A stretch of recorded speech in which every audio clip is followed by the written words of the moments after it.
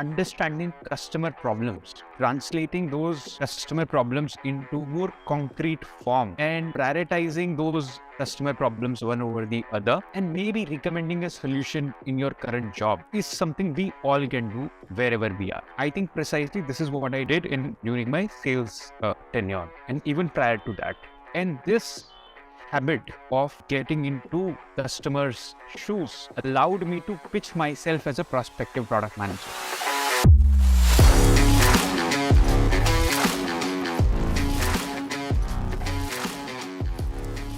Hi everyone, this is your host Himanshu, and today we are speaking with our guest Mr. Anugrah Sharma, who is a product manager at Swiggy and looking after the product Dineout under Swiggy One umbrella. I believe startup founder is a first product manager, and today we have a lot to learn from Anugrah as he has built multiple startups and worked on various products. Without further ado, I want to welcome him to the show. Show में आपका स्वागत है अनुग्रह. Hi, thank you so much, Himanshu. Glad to be here. Pleasure is all mine. I want to start this conversation by unleashing what all you have done in last couple of years. And I know that journey was very exciting. I want to hear about all the challenges you faced, how you failed, how you built those startups, and how you succeeded in multiple avenues, eventually carved your path of becoming a PM at Swiggy. My journey to product management is so accidental, I can't, even fathom and begin. I was in my 11th grade preparing for IIT JEE, figured that, maybe I should consider applying for US universities. So I was preparing for my SATs. And, in that process, I met a couple of agencies who sort of apply on behalf of students. So when I was going through that process with them, I really liked their business, or at least got influenced by their business, and that sort of prompted me to start something of my own. Fortunately, I was able to convince a couple of my seniors to take admission in universities where I had tie-up, and I was able to earn decent commission out of it, and that helped me in starting this particular business of education abroad. I started this business when I was in 11th itself. So I continued during my school. Obviously, due to school constraints, I could not sort of go to office in the morning and stay there. I used to attend office post my school hours, and we were doing it part-time mostly, actually. But as soon as the school ended, we rented a full office and sort of started operations regularly. And obviously, with this startup, my dream of going abroad sort of took a back seat. So me and my friend, we both started this education abroad consultancy, and we sort of also figured a couple of adjoining areas like placements and making software for placement consultancies. So these were some of the things we also started along with education abroad. We got acquired sometime in 2013, and I moved into what do you say, so-called startup world again accidentally. So there's IIM Ahmedabad has this incubation center named CIIE, and they were just starting out their incubation center in Jaipur, and we were sort of fortunate to meet them, and they sort of said that why don't you figure out rest of your journey from here. We will give you a place to work from, and then we are fine even if you don't have any idea to begin. And so that's how my second startup began. There I was sort of building e-commerce for kids. So we started as a custom 3D printing marketplace, and then forayed into other catalogs as well. That was my second startup. Unfortunately, we did not receive as much success in my second startup, and we had to shut down. And we ended up returning our investors' money, and we, um, you know, started our own individual paths post that. Again, CI really helped me post that, and they offered that why don't you help other startups in finding product market fits and uh, doing with the process of customer discovery. So I joined them as a consultant, worked there for almost a year, and we started a program called Launchboard, where we were helping student entrepreneurs in doing basic things like uh, how to find correct problem to solve, how to design a solution around a problem, how to find a target group, how to validate your hypothesis early on. Uh, so all those things I was involved in, and that really built my base uh, of product management uh, as well. And yeah, suppose that I took a sales come co-founder gig where I was um, taking care of sales for a startup in healthcare domain. I was there for 2.5 years, and there we were uh, making an OU for skin clinics. Uh, and yeah, my job was to convince doctors to buy into our product.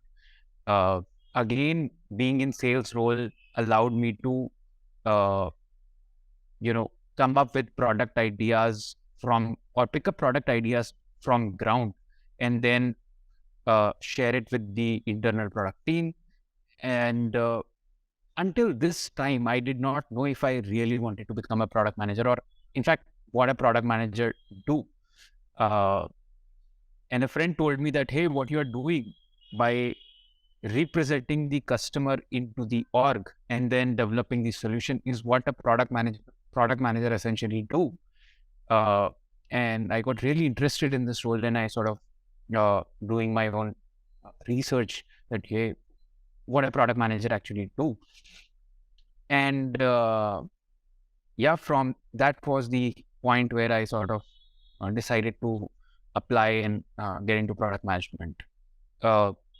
Fortunately, one of my ex bosses, Vijay, gave me the first break into product management. He, uh, despite me not having any product management experience, he sort of you know uh, offered me to lead one of the critical projects in KKHR.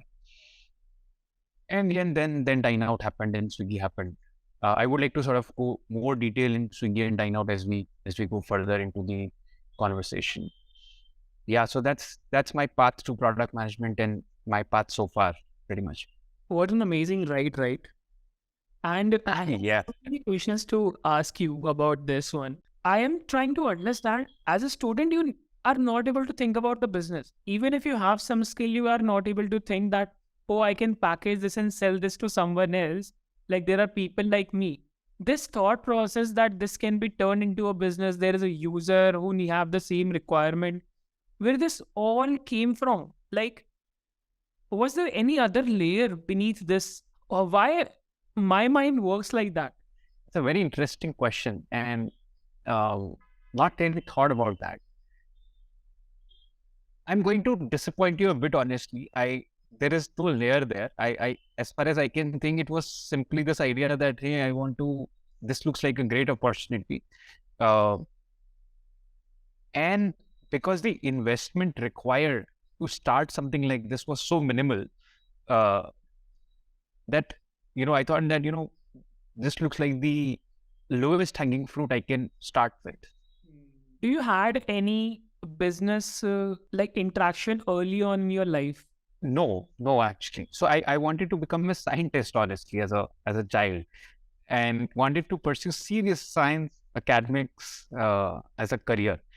Um and suddenly the things changed. In fact, that's precisely why I was applying for SAT, because I wanted to do uh, academia. I wanted to go into academia and pursue engineering from, let's say, top American university. In fact, I had a engineering branch decided quite early on, and I was very sure that I wanted to become a scientist in this, in this area. And this entirely changed when I went to that consultancy for my own application. Yeah. Okay, तो मतलब rocket scientist बनने निकले थे और PM बन गए क्या ऐसा कह सकते हैं Can say that, yeah. I'll give you my example. In college, there are a lot of people who are coming to the event, and I am seeing students selling passes. कि वो लोग पैसे बना रहे हैं कुछ तो. And I found that I had that curiosity to know how come this entire thing is working. Okay, ये समझना है कि ये क्या कर रहे हैं ऐसा कि why they are sitting here and not other students are doing this, what skills they have so that they can make money at this point of time. Then eventually I started getting involved myself into various events, management competitions, business plan competitions, and winning themselves as well as conducting them. And that's where my skill of handling people, learning about talking to vendors and making a deal, negotiation came into life. And that's where वो सब करते करते मेरे को समझ में आया था कॉलेज के अंदर की बहुत सारे आसपास रेस्टोरेंट्स हैं जिसमें हम जाते हैं लेकिन हमें टेबल नहीं मिलती, तो हम रिजर्वेशन वाला बिजनेस बना सकते हैं वहाँ पर, जहाँ पर पहले ही बंदे रिजर्व कर सकते हैं एनएम रेस्टोरेंट्स को, क्योंकि बिजनेस लाके देंगे तो हम उनसे बाद में चार्ज कर पाएंगे. सो मेरा थॉट प्रोसेस वहाँ से डेवलप हुआ, ये मैंने एनालाइज किया. And I am sure you would have had so many interactions early on with various different things in life जिनकी वजह से ये आया होगा. Tell us more about this first job, the sales guy pitching for a PM job at this via cold email. It must not have been easy. And I'm sure you only not have reached to only one company. You must have tried with 100 companies and then you have landed this one. What we should take as a learning from here that we should definitely try and we should definitely not try. Yeah, that's a very interesting question. In fact, the experience of understanding customer problems, translating those customer problems into more concrete form, and prioritizing those customer problems one over the other,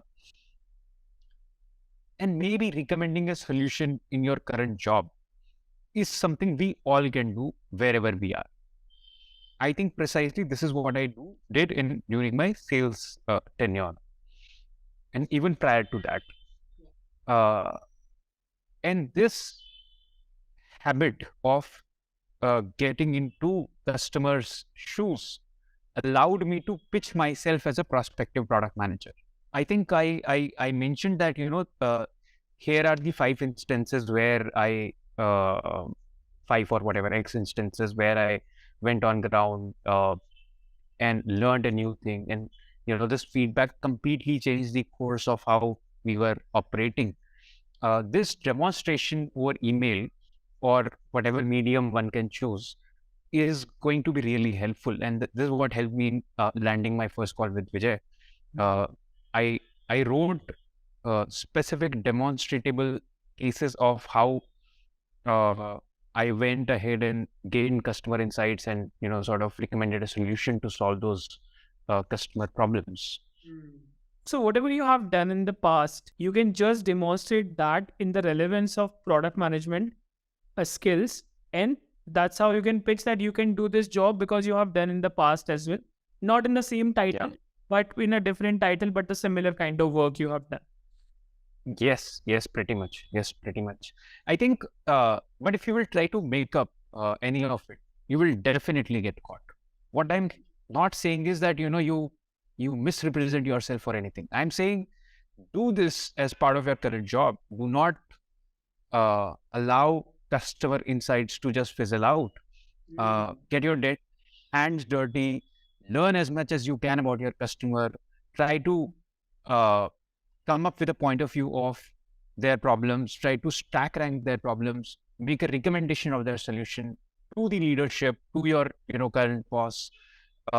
They may really not take those suggestions, but this will allow you to own your skills and then if you're lucky, one of those, suggestions gets picked up, you can use that as a demonstration to pitch to your prospective employer. So amazing. I want to know more about your second startup, how that closed or shut down in the end. I'm sure there must be reasons, right? I don't know how many of us deal with this question. What is my purpose? What do I do? What do I want to do with my life? Is something we all face at certain stages. And for me, this question arrived at that stage. After, staying on grind for a few years, I was really questioning, uh, is is the material well-being something I would like to sort of continue? I found myself in midst of all these questions. It was quite a uh, difficult period as I was, going through all this. At the same time, we were running a company. We had people working, uh, but I think, for me, I realized that it is it is of prominent importance to take a pause and reflect on these things first before I venture further. I was quite clear that, if I continue this venture, it is going to be at least 10-15 years long journey. To put it quite candidly, I realized early that maybe this is not something I might want to continue for 10-15 years. I want to sort of re-question what I do, what I want to do with my life before be prepared for this another journey. And I met Samir, one of the leading, uh, so to say, investors of India. So he started the Morpheus back in 2005 when there were no accelerators in the country. Morpheus used to be called Y Combinator of India. So I ended up meeting Samir, and he was also sort on his own soul searching journey. He also sort of decided to not continue Morpheus at that point of time, and he was on his quest to find the reason behind intuition. And he introduced me to Sri Aurobindo, Vivekananda, a bunch of these tall figures. So I thought that maybe I would like to take a pause here and pursue this journey first, and then decide what I want to do. So yeah, for almost 6-8 months, I was just randomly traveling. I spent, I think, 2-3 months in Himachal. I spent 2-3 months here in Pondicherry. I was in Goa for some time, and this journey helped me immensely in clearing my thoughts. At the beginning of this journey, I was quite sure that, material things will not give me comforts, and therefore I should not build startups, because I was still looking startups as the way to make money. But this journey ended at the same place where it started. And I realized that the purpose for building startups is not about making money. It was to serve people. So in this journey, I learned a bit about intuition. I learned about karma yoga, what is the goal of life as per Eastern philosophies. Got to know about the concepts of self-realization, the concepts of Atman, Brahman. So all these things were very, very new to me. It was a different world altogether for me. I got hooked to Sri Aurobindo's philosophies a bit more than others, because he never sort of talked about leaving the material life and pursuing spiritual life. Instead, he suggested that the goal of life is growth of consciousness, and the growth of consciousness can only happen when you are still in the world, when your actions are not self-centered but for the greater humanity. Yeah, precisely. That's when I sort of decided to continue the path of building startups, but with this new point of view, to serve others, to uh, you know to build things from the seva bhav. Yeah, and that's how this whole journey for detour ended, and then I restarted. This is precisely when I picked up BU plus. I picked up BU plus assignment right after this, so to say, detour. This gave me goosebumps. What an amazing uh time to think about that too. what I actually want in life. And I can't commit for a startup for next 15 years, which I'm not sure of. I'm not even sure of who I am and what do I want to do, where my interest lies. And then figuring it out before committing that, it's a great move. Tell me about this, that how your day at work looks like. Hmm. So I think, unlike other jobs, product management uh, does not come up with a, so to say, static way of pursuing the day. In fact, my day to day will change a lot depending on what part of year I am in. Say we are in December. So yeah, my job would more to do with what do we want to accomplish in JFM, what problems we want to go after. In December, my day to day might look like, say, talking to customers, being on field, asking relevant questions as per my charter. So unlike entrepreneurship, uh, product management constraint like charters, where you are given a particular metric to optimize for, or a set of a thread of problem that you might want to solve for.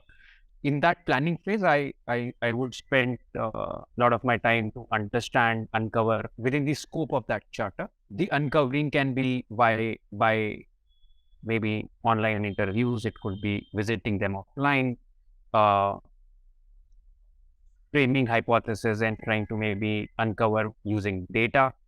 Uh, if if I still if I'm still not able to get more clarity, then maybe follow up calls.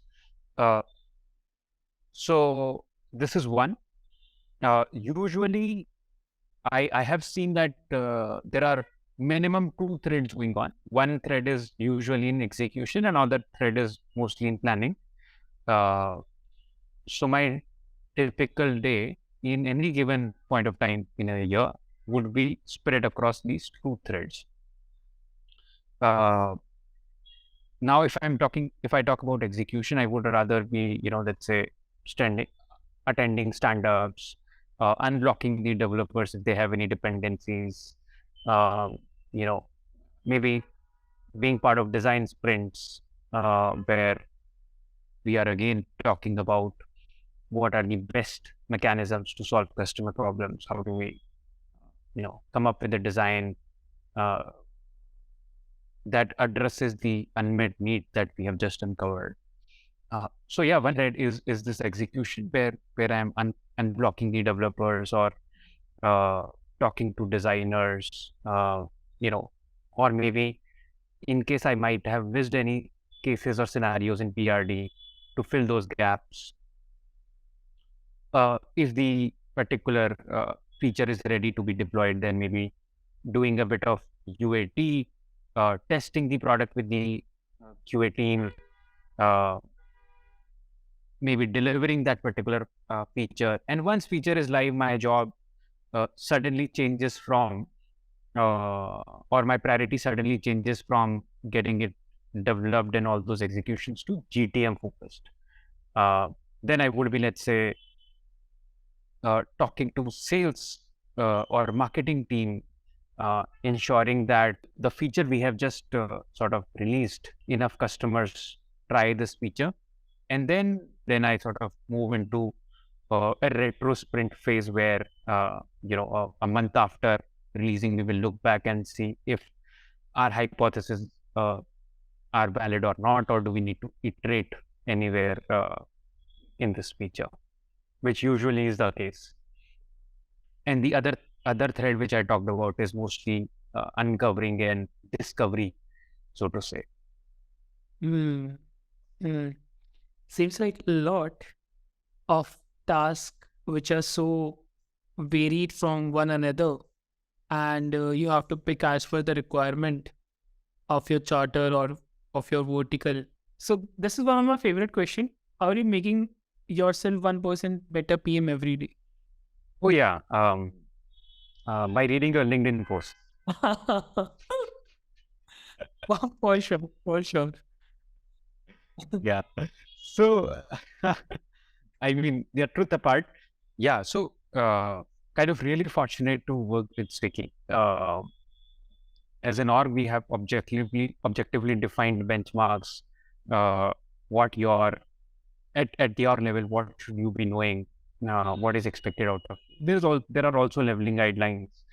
Uh, so I use those leveling guidelines as the sort of indicator to what I need to learn next. I think um, unmissable Shreyas Doshi is there. So I do super follow him and learn a lot about how to become 1% better PM in addition to your LinkedIn posts, obviously.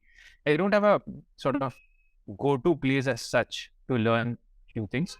So for example, from Swiggy's leveling guidelines, I got to know that, as a PM2, you must be knowing the basics of system design. So, I found some public repo on GitHub, and I'm sort of uh, following or trying to learn from that public repo every day, more about system design. Okay. Okay. So Swiggy is definitely helping you. Obviously. And Obviously you are reading a lot, and glad that you are liking what I am doing in the communities. Any single person cannot be great at every skill, but you figure out what your interests are and then keep learning. And I'm sure what you're already doing is trying to help yourself where you want to get better at. So my question is that what are the strengths you wanted to build at this point of stage to become a better PM? I think being numbers are one of the most important skills. I thought I should get better at. So I learned heap, GA, taught myself bit of SQL.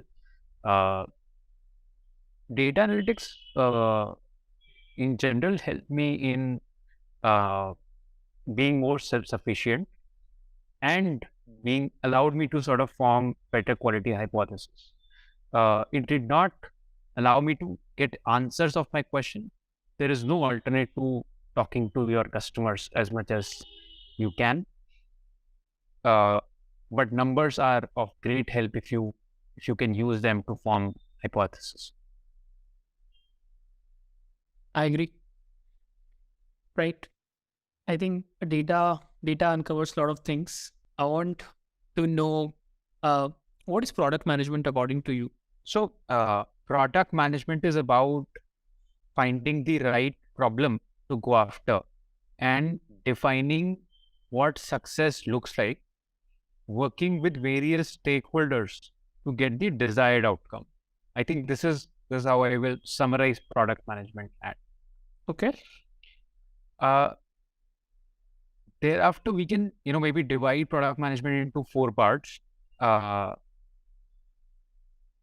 example, discovery, planning, execution, and then obviously GTM and retrospection. These are some of the 4 buckets you can divide product management into.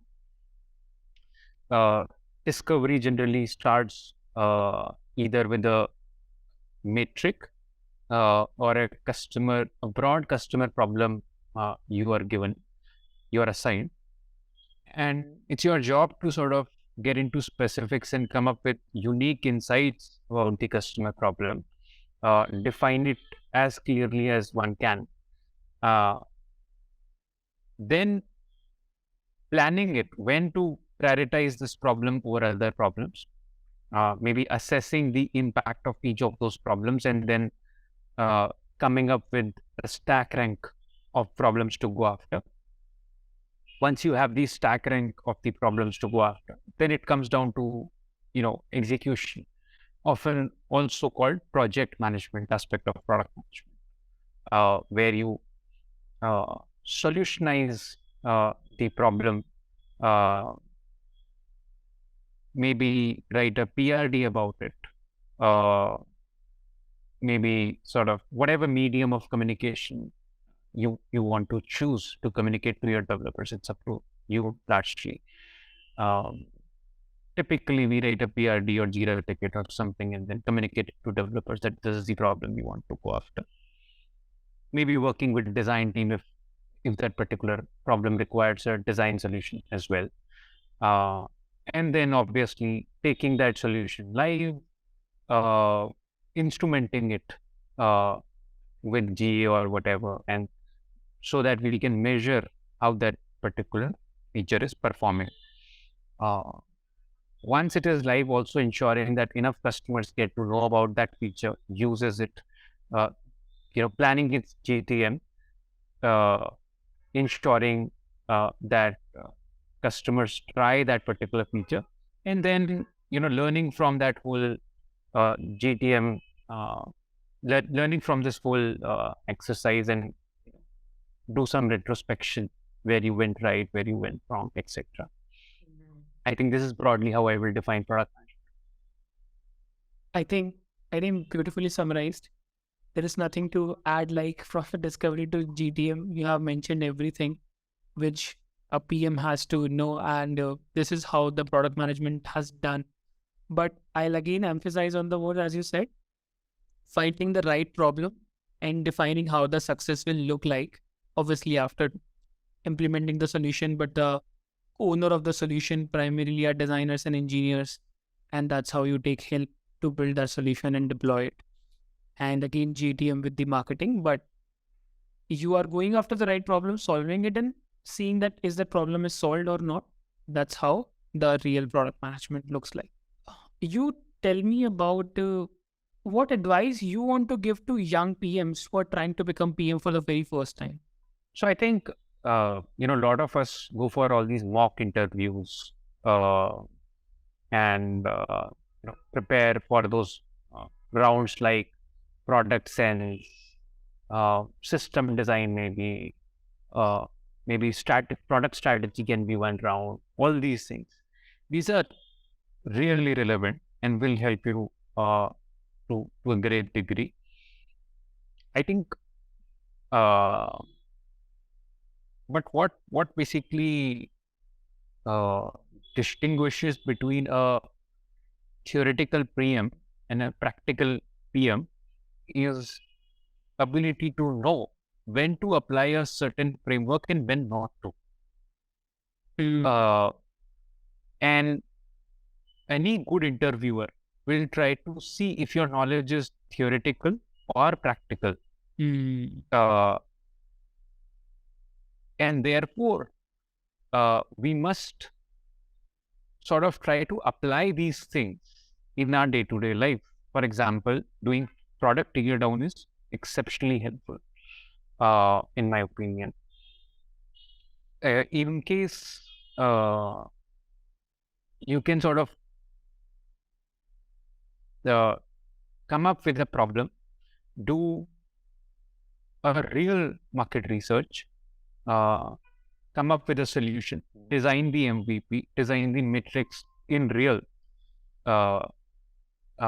This journey itself is quite enriching, and doing this couple of times will equip you with more practical understanding of how product management should be done, and then you will be able to, I think, answer these questions in a so to say, better context.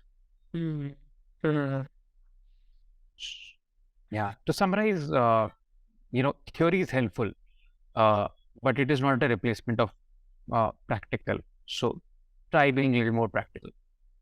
Like very, very useful advice, I would say. I personally did a lot of mock interviews with the aspiring PMs. And the common mistake I found is applying frameworks to every problem without thinking about what the problem really is. So putting it into a category of RCA or product sense or execution, and then just trying to blindly applying a framework is the worst mistake you can do as a aspiring PM. Why don't you share that? How's the interview process at Swiggy look like? I basically never interviewed at Swiggy, and I'm quite fortunate about it. Swiggy is, I heard that Swiggy's interview process is very, very rigorous. But I can fondly remember my Dineout interview process. I think obviously the first step was resume screen. Then I got a call from recruiter. There were a bunch of assessments. Then there was a phone screen, and then after that there was an on-site interview, and then after on-site, I think we had a salary negotiation discussion and we closed it. As far as assessments are concerned, I think they asked me, how would you launch Dineout in MENA region? Which countries will you go after? What are the sort of value propositions you would sort of prioritize first? What will you solve first? What will you solve second, etc.? How would your roadmap look like if you have to launch Dineout in MENA region? I think that was one of the questions. From product sense, they asked me, how would you improve Dineout pay, as far as I remember. Okay. Do they have a different interview process, or like Swiggy is the only one which is hiring? Yeah, so now Dineout is completely part of Swiggy. We do not have a separate interview process. The central recruitment team does the recruitment and goes through the same 8-10 interview rounds which Swiggy has. I think one of the rounds is product sense, one is product strategy, one is technical acumen testing round. Okay. And in technical acumen, is there a tech concepts they are asking, or it's more of like understanding how you are going to manage products with the tech team? Right. So I think the kind of technical expertise which Swiggy expects is, maybe, can you design a DB schema for X product? It is not, they do not expect you to know tech as such, but you should be familiar with all these concepts. Maybe they will ask you to design an API, or maybe they will ask to design a DB schema, but I think that's about it. The questions are more focused on system design rather than, specific tech questions. Got it. Got it. That's helpful. Tell me more about the few insights which led to the development of Indian Dineout version. What are the few challenges which you came across in building and then getting it acquired by Swiggy? That must be a very interesting journey. There are a lot of developments you have done on the basis of a lot of customer insights. What were those stories which we all should hear? Couple of things which I may share is we learned that Indian consumers do not really respect time quite early, and we realized that reservations might not yield into something, as not many diners really show up at the time of when they intend to or make reservations of. So yeah, we have tried to solve that problem. So for a restaurant, there's only a certain amount of revenue they can earn in a particular hour. If there is a cap of how much revenue they can earn when it comes to dining out. When it comes to delivery and takeaway, there is no such cap. So we are now solving for how these restaurants can optimize for their peak timings and can earn maximum possible revenue in those peak timings. That's one of the problems we are going after. Okay. Have some fun time now. Yeah. Let's do rapid fire. You have to quickly tell me, and you might get some voucher as well back in your inbox post the show. Wow, super excited. Shoot. Cool. So PM ना होते तो क्या होते? Maybe I would have picked up some sport in my life, and perhaps try to become a sports person. Even today, I enjoy badminton a lot. I cannot miss my badminton at the end of my day. As a teenager, I used to play football every. So I think I enjoy sports a lot. Perhaps would have also explored that as a career option. Nice. So Messi in the Swiggy house. Good. You have to choose one: money, power, or fame. It's a hard choice, but I think I would choose power uh, because that allows me to create impact that I want in the world slightly more easily. Uh, I can drive things more quicker. Uh, so yeah, probably power. Tell me about the that industry you really want to work at. Obviously, you're working at a very good industry right now. Other than food tech, any industry you really want to work at, which you seems very futuristic to you. Yeah, I'm super glad you asked this question. Uh, so I think as a country, our per capita income is somewhere around I think $2,300. And US was at our place 100 years back. We have a long path in front of us to become a developed economy.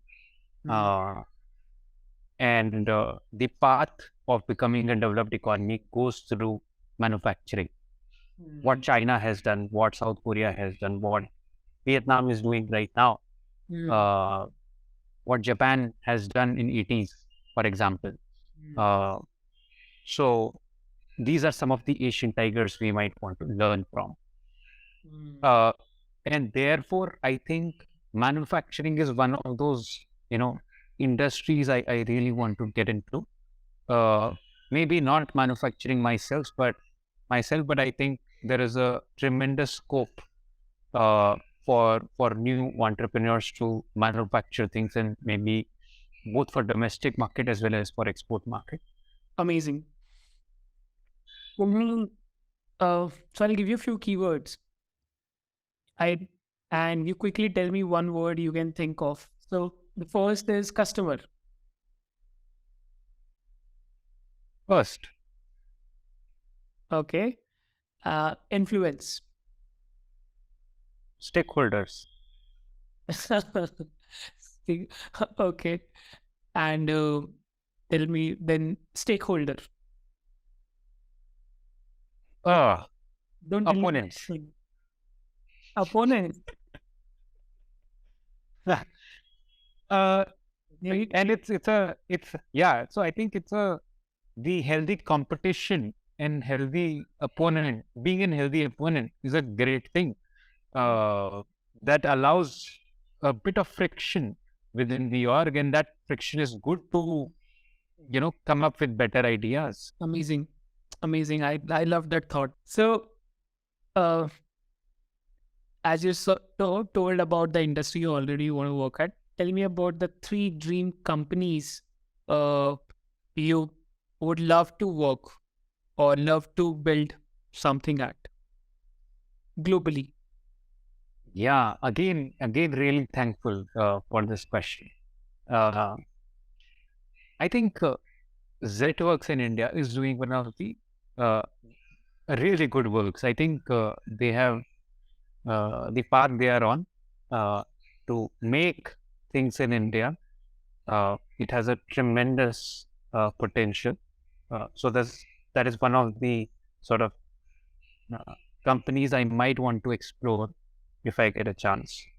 Um, Obviously, not saying that I'm not happy with my Swiggy job. I'm absolutely in love with what I'm doing, but this is Yeah, yeah. one of those interesting areas I would like to also explore. Office. I think there's another company. Uh, they are also doing good job in B2B uh, distribution space. I think that is B2B distribution as a space. I think there are a bunch of companies working in this space, but B2B distribution uh, is going to be large in this country. So I think that's going to be an interesting space to work in as well. Mm. Okay. These two companies you mentioned. If you have to give me one more. I think Ather is one of the companies I really respect. The kind of brand they have built, the kind of product quality they have sort of demonstrated, it's amazing. Uh, they're building truly good quality Indian product. and have potential to go and beat its competition in global market. I think that's the kind of companies we need more and more in India. And one of the companies I would definitely love to sort of explore. Awesome. So you have the three options. Now you have to do the hardest job in the world of accepting one, declining one, and put one offer on hold, assuming that you have offer from all the three companies of a very similar role. I think Ather. Ether, would you join? Yeah, I think they have. As an outsider, it looks to me things are correctly placed. The engineering is one of their backbone, which is how it should be for a automobile company. Ether, you will join, and other which one you decline? Unfortunately, I will have to decline the other two which I mentioned. But it's unfortunate. But when you can put on hold, that anything goes wrong at Ether, you can go back. I think ZWorks. ZWorks, okay. ZWorks is... Got it. I'm like amazed to hear your answers because everyone keeps saying Google Meta is or Twitter, but you are like talking about the Indian companies building for the globe and thinking in a very startup oriented way, very futuristic approach. I loved it. One movie you love to watch again and again? Yeah. I think there is this movie called Peaceful Warrior. It's a movie, it's a biopic movie on an athlete's life. And the plot, without giving spoilers, the plot is majorly how that athlete is pursuing his goal of winning an Olympic medal and gets his dream shattered because of certain events, and then how his new approach towards life helps me in achieving the same goal. Very interesting. But you tell me about the one book you really love if you are a reader. I think there are a bunch of books. It's difficult for me to call out one of them. And depending on, who is asking for the recommendation, my recommendation for the book would change. When it comes to product management, I think how to manage PM career is one of the good books I would recommend. Thinking Fast and Slow is also a pretty good book. I've found it immensely valuable in my day-to-day career. There's also one biography type of book. It's called Surrender Experiment. It's a biography of an entrepreneur who built a healthcare company in US. And he writes about the book is a conjunction of spirituality and entrepreneurship. I'm just like keeping a list for myself. Surrender experience. Experiment. Surrender experiments. Noted. One product leader you follow? I think Shreyash is very good. I really like what he writes. It's unmatchable. Always helpful to read him, and therefore I also pay to sort of read his tweets these days. Okay, because you super follow him. Okay, yeah, super follow him. Yeah. No, got it. Okay. I don't know who else is as popular as he is in a product community. I think not that my own manager here at Swiggy he's an amazing product leader. And instead of one-way communication, I get the opportunity to have a two-way communication with him. So hopefully this video reaches him and I get my required appraisals. So I wish I wish so. Fingers crossed. Nonetheless, jokes aside. So, yeah, I think I really wish he do more contribution. He engages with product community more because he has a lot to offer, And I know so many product leaders who are, still not able to find time to, record podcasts or write Twitter threads because their own work is just so much, but their insights are valuable, immensely valuable. So, why don't you tell us like few product leaders we should talk to, uh, and connect us so that we can actually talk to them and offer their advice to the world? Yeah. I think Amit Bhatnagar is one of those product leaders you might want to sort of speak to. Then Vijay Cheru, another product leader from Swiggy. I think, yeah, these two. I think Manish Shara, he was one of our ex-product heads at Dineout. We can also sort of invite him here. Had a really great conversations about product management with him. Learned a lot. Awesome, awesome, lovely. This is so insightful, so amazing session. I had a time of my life today. Thanks, Anurag, for this one. And when we're talking about having a gratitude and thanking, is there anyone you want to thank? I'm sure you already said a lot about Chintan, but is there anyone else you want to say thank you for your career, for your life? I mean, I owe my whole career to these people. I just cannot thank them enough. A BCom guy from Rajasthan University could not have crossed this journey and became a product manager at Swiggy without these people. It's I don't have enough words to show my gratitude towards them. Starting right from Chintan to Ankit, one of my co-founders at BU Plus, then to Vijay at Kika, and then to Amit at Dine-out, and then to Vijay again at Swiggy.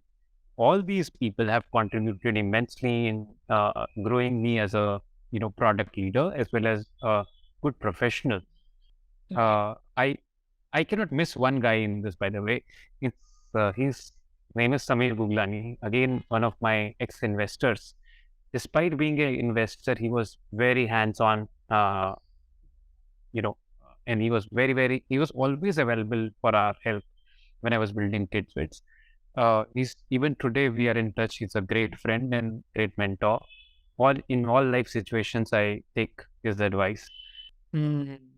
And I'm like glad that I really wish that this your thank should reach to them, and they know that how they have added so much value to you, and their life is like definitely moving into a positive direction because they're helping folks back and they are doing something more than thinking about themselves. I truly thank them as well. So amazing time.